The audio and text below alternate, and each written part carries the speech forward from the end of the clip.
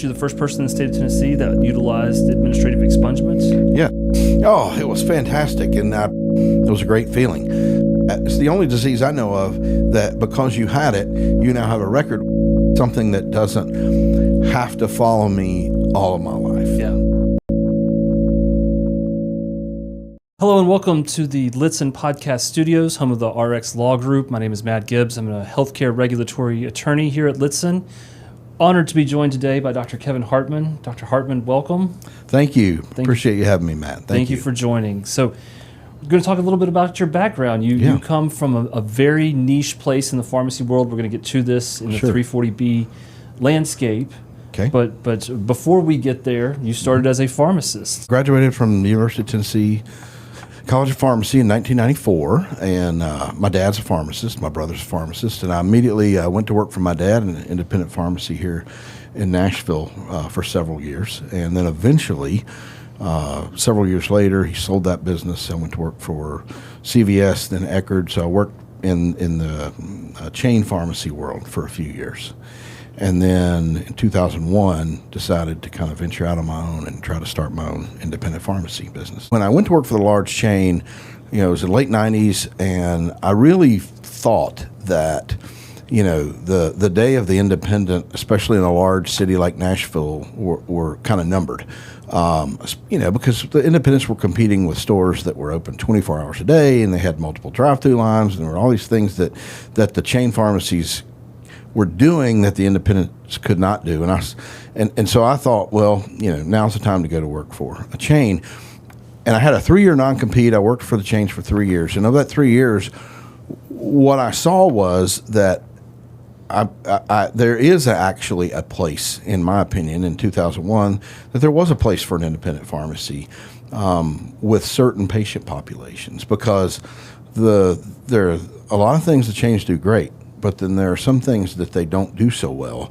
And I felt like that there were enough people in the community that needed something a little different than what the chains could offer, that I would have enough to support a business. And so I decided to open my own on that premise.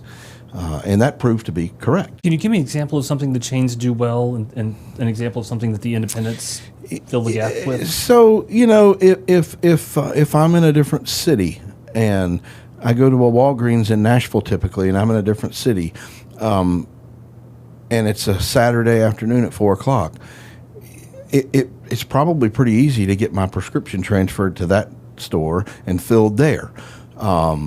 Whereas if I'm with an independent and I'm in a foreign city and it's Saturday at 4 o'clock, they may be closed. And so there are the hours usually are longer at chains. They're open more. And so there are some advantages to the chains, but there's also, I believe, some disadvantages to the chains. And how does an independent pharmacy plug that gap? I think the independent pharmacy plugs the gap of the things the chains don't do so well, okay? And so I always said, if you're a patient that doesn't fit in the chain box, my adage was always, 2 drive-through windows are great and they're convenient, but what if you don't have a car? And there are a lot of people that don't have a car.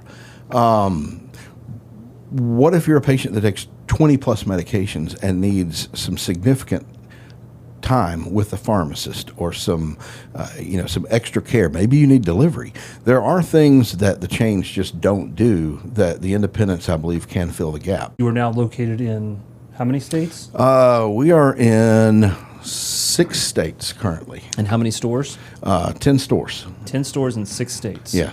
By doing right by the patient. Yeah, never thought I would be there. Never thought I would be where I'm at. So, our growth over the last 25 years now has been, we've tracked it, 90+% of our growth has been through word of mouth. Either a referral from a provider, a doctor, or a referral from a current customer. It's all been referred.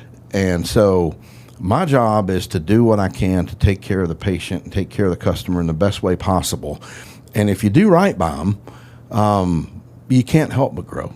And that's kind of what happened with us. It grew to a point that I never imagined. Specific type of patient population that you targeted in 2001? Yes. So I was looking for chronic patients. So I wasn't necessarily targeting the mom who needed an antibiotic for her 4-year-old. Those are important. But I was looking for the patient that was going to be a repeat customer month in, month out. So chronic, some kind of chronic condition. Someone who took multiple medications, multiple prescriptions. It doesn't take me much longer to fill 15 prescriptions than it does to fill 5. There's still a certain amount of effort that's involved. And so I was looking for people that took a lot of medication, that were chronic patients that needed a little bit extra care, maybe needed some kind of care outside of the box. That's what I was set up to do. And so what I did was I began basically door to door, knocking on offices of doctors, asking if they had any patients that fit that category. And almost every doctor has those that probably are not getting what they really need out of the pharmacy that they're going to. That leads us into 340B pricing. Yep. So for the uninitiated, it's something that we see in the news. It's something that comes up now more than it ever has. Yes. What are we talking about? Okay. So there was a statute in a law in 1992, the Veterans Health Care Act, that was passed in 1992, went into law in 1993.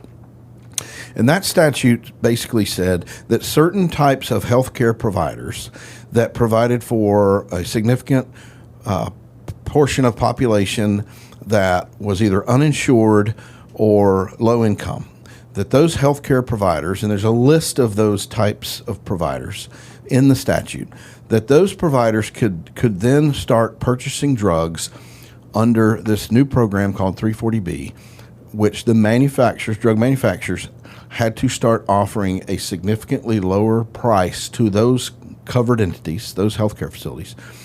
They had to start offering a significantly lower price to them than what is traditionally paid on the general marketplace. So in essence, the 340B program is for covered entity types, healthcare types that qualify at significantly reduced purchase rate or purchase prices.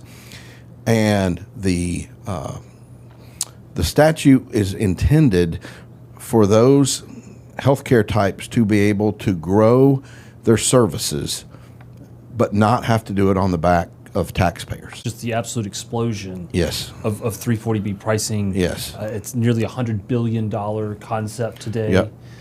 So it begs for all of those tertiary services to then start to glom on. Yes. Yeah. So, I think the explosion, one is because of the cost of drugs now is so much more expensive, so much more specialized, really high dollar drugs that are being qualified in the program. That is one. But the other is the what I call the increased sophistication of covered entities. And them somewhat, I don't know if you call it pushing the envelope, testing the limits. The record keeping is essential. There you go. Yeah. That permeates through all of healthcare. It amazes me how often people get in trouble in healthcare by either not having policies and procedures or their operations not matching what their policies and procedures say they're doing. Just have policies and procedures, update them, and make sure what you're doing matches that. Can keep you out of a lot of trouble. It's quite fascinating from my chair, both as a former regulator and now on this side of the table where I work with individuals and businesses in the healthcare space. What gets people hung up is not necessarily the complex stuff where you're having to make subjective healthcare decisions. Right. It's I didn't record the inventory. Documentation of what you're doing is critical too, because if you don't document, it's just your word against someone else's of saying that you may or may not have done something. So documentation is critical too. Did you back into 340B? Yes. As with most things in life, as I tell people, show up, do the best job you can, and try to do right by people, and that's 90% of the work. And same thing happened with 340B. In 2012, we were working with a clinic, a qualified entity in Chattanooga. The qualified entity had not participated in the 340B program. They knew nothing about the 340B program. We had not participated in the 340B program. We knew nothing about it. And I get a call from the head doctor at that clinic one day, and he says, hey, there was a salesman that came to see me from Atlanta. And he says there's this program that I qualify for called 340B, and that our entity can realize a lot of money from this and expand services and do more. Because a lot of these covered entities, they rely on grants and they rely on contributions from individuals. And it's always tight. It's hard, you know. And so he said, look, I don't know if this is real, but will you research it? If it's real, I'd rather do this with you than him because I know you and I trust you. Because we had a good relationship with him and we had done right by him and he trusted us. That's how we got into 340B. We started researching this program. We came back to the doctor and said, you're not going to believe this, but this is real. And people are doing this. And I think this will generate a lot of revenue for your covered entity. And sure enough, it did. And so that's how we got into 340B, and we started learning from that. Another lesson in life: you can do anything, and you can start anything at any time. Just be curious, dig in, start learning. Suit up, show up, do the right thing. Don't try to act like you know everything. And be teachable, and you go a long way in life. As we transition away from that and look at something that happened to you personally, that was a thrill for me, an honor for me to be involved with. So there was a time in the state of Tennessee where if a pharmacist had any sort of alcohol, chemical dependency, any kind of substance use disorder, even if they sought help, adhered to a treatment protocol, did very well, they would have a record with the Tennessee Board of Pharmacy as having a history of substance use disorder. And that record stayed with them forever. Anybody could look up your record and it would be there. There would be a blight on your record. It's the only disease I know of that because you had it, you now have a record with the Tennessee Board of Pharmacy as having a disease. You know, there's the other diseases aren't listed. And it's somewhat socially as a blight on society has changed a lot in how they view substance use disorder and addiction. But it certainly does have a black eye and does, have some baggage with it. And so there was a time when even a pharmacist like myself, if I sought help, got treatment, got better, adhered to a program, did well, that record would never go away. Sometime in the last, 6-7 years, the law got changed. And if a pharmacist seeks help and complies, they don't have a record with the Board of Pharmacy. So you had these older pharmacists like myself that had a record, and you had newer pharmacists that did not. And it created this inequality. So if I, who had a record, and you, who didn't have a record, went to get a job, 9 times out of 10, you would get a call back and I would not because of what was on the record. It was a mark. And so what... I guess the legislator passed a law in the last couple of years or last year that said, hey, these pharmacists can now go back and ask the board to have this removed. And if the board deems that it's appropriate, they can remove that. And so I was the first for the state of Tennessee, and you were my attorney and made that happen, where my record was expunged. And my record is now clean. And that's a great feeling because that's something that doesn't have to follow me all of my life. Just like an OBGYN delivers the baby at the very end, you did all the work. You started on the path to that order well before our relationship began. Yeah. And that's a testament to you, everything that you've said in here today as far as working hard, doing the right thing. Yep. So it's an honor to have just been with you for the birthing of the baby when you went through the labor pains yourself. Yeah. Well, I certainly do appreciate it. It made the task a lot easier. Certainly having your support was very meaningful as well, but it made the process really easy, and I was glad to be the first one, and hopefully, many more to come. For providers that are struggling with this blight on the record, what is your advice to we know that time allows the Yep. expungement. If you don't have that, if you're on year 2 and Yep. you've got another 5 years to go, what is your advice there? If you're year 2 and you have another 5 years to go, at some point, you're going to get to a point where your record can be cleaned up. And anytime a pharmacist is going before a regulatory board in any state, it's always good to have people with you. It's always good to have people with you that the regulatory board trusts and will listen to. And in this particular case, the only person that's done that is you.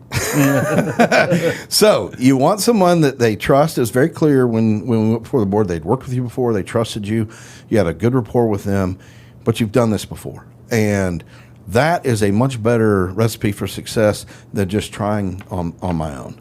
Because trying on my own is can be somewhat of a crapshoot. It can be a real intimidating process going before a regulatory board. Sure.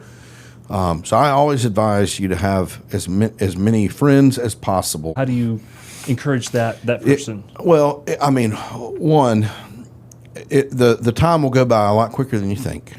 If I busy myself with trying to do the right thing today and be a responsible human being that's adding to society, that's adding to my family, that's adding to my coworkers, that's taking a little recreation time every day, a balanced individual trying to do the right thing, those days tick off really quick, and they add up into months and years. And I have a very full, busy life now, and time is flying by.